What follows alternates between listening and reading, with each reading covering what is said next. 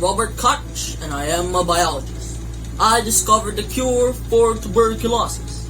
I studied medicine at the University of Göttingen. I've focused on studies about microorganisms and bacteria. I used my microscope and a homemade incubator to continue my studies. I determined guidelines to prove that a disease is caused by a specific organism.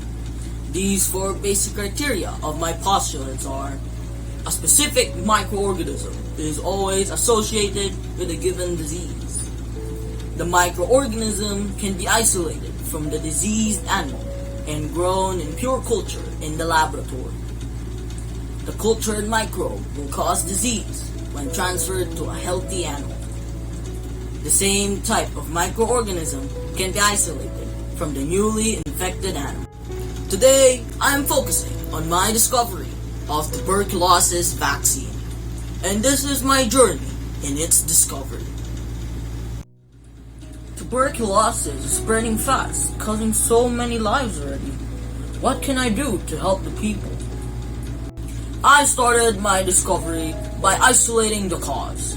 I suspected that tuberculosis was caused by an infectious agent, but I had to isolate it and identify it by modifying the method of staining. Aha! I found it! I finally found it! So this is the microorganism causing the tuberculosis. I will call it the tubercle bacillus. I had difficulty for some time in growing the organism in pure culture, but eventually I succeeded. Yes! I finally found the cure!